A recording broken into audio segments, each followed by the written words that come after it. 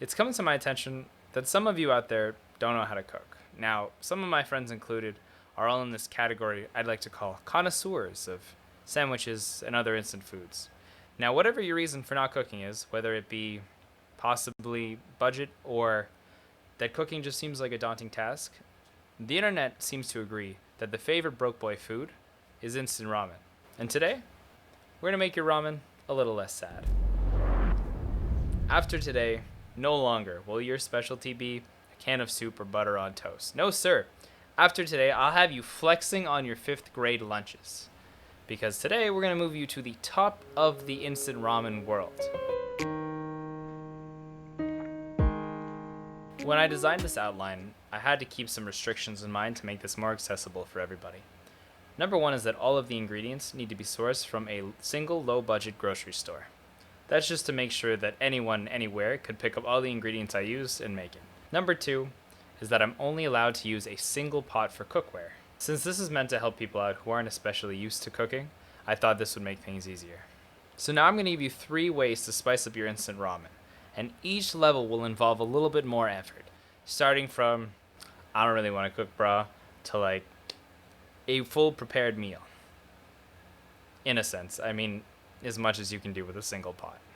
For anyone who's unaware, all I'm doing here is taking the same recipe and making it better over time. So if you just want the good recipe, skip to the end. Otherwise, you'll see each step and see where you want to end up. The first level is going to be for the people that don't want to put more than a couple seconds of effort into their cooking.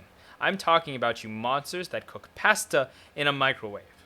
I call this one the 1-2 punch because it's really easy and there's not a lot to it. Now just keep in mind, you get what you put in, so don't expect too much. So I'm going to make the ramen just like normal, and then halfway through its cooking process, I'm going to add in some sliced up hot dogs just to add a little bit of extra flavor. I know this sounds really basic, but I swear to God, I have a cousin who used to just eat the noodles and nothing else. It was atrocious. After everything's done, I'm just going to add a little bit of corn on top. This is almost as basic as getting instant ramen out of a bowl, but I know some of you out there don't want to do anything. This is just to make sure that your meal doesn't look entirely sad. Damn. Don't worry, it gets better. Okay, the next one is definitely a lot less sad than the first one. This is what I like to call better soup. Better soup, baby. Better soup. This is the thing. Why is this better soup? Well, taste it and you'll find out. Basically, what we're going to do is we're going to take some sesame seed oil, which is very good, by the way, and we're going to fry up some garlic in it. It's going to give it a better base than water. Once the garlic turns to a golden brown, we're going to add some turmeric and we're going to add some ginger. Now, I know some of you probably have never heard of those things before or tasted them, and the reason I'm adding them is because you probably only eat mac and cheese and ramen, and that's disgusting. Have some vegetables in your life, have some minerals and vitamins, please and thank you. Anyways, we're going to put those all in with some beef broth. You can buy this at the store, you can make it yourself, which takes a long time, and at that point, if you're making it, why are you even using instant ramen? Once that comes to a boil, we're going to put the noodles in like normal, and then after a little bit, we're going to put in our newly cut up sausages, which are delicious. Don't forget about those toppings. Bean sprouts and corn? Delish.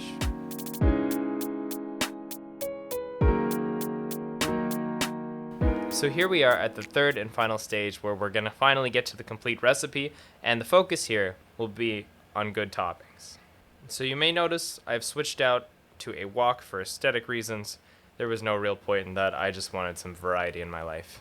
Anyways, the first thing we'll do, just like before, is we're going to heat up the oil. However, instead of going to the garlic, we're going to stop and take in some sliced up onions and some mushrooms and fry those up because we will need them at the end. As soon as I'm done, making sure everything is nice, crispy, and a little bit golden, I'm going to store them away for later. Then we're going to get into the better soup just like before. We're going to fry up some garlic. We're going to throw in our ginger, our turmeric, and some different sauces. I threw in some hot sauce just because I wanted some variety, but you could stick to the last recipe if you like.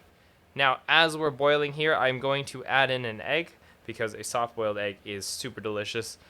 For those of you that don't know, a soft-boiled egg is just an egg that's been boiled for about 6.5 minutes. So make sure you have a timer ready and throw it in there. Now, this is where we can all collectively laugh at me.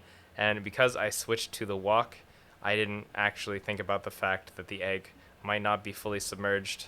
And yeah, I took a fat L on that. It's okay though. It turned out all right. Anyways, once the egg is done, I'm going to cool that in some cold water and give it a good rinse while I prepare everything else. Yeah, hopefully just looking at the final product here, you can see that it is way better than everything else, and why would you ever want to put in less effort? It just tastes good, it feels more hearty, and suddenly you don't look like a chump. So our soup recipe is pretty much the same. The toppings that we have for this one are some fried up onion, some fried up mushrooms. We have our corn and bean sprouts from before. We also have our sausages, and now we have a soft boiled egg. Trust me when I say that egg makes all the difference. This is essentially what I do when I want ramen in a rush. It's good, it's great, and it doesn't feel unhealthy. One thing to note when you're enjoying this meal, I would suggest saving your boiled egg until halfway through. When things get a little bit boring, you can open it up and change the flavor of the soup and the noodles entirely. It's really good.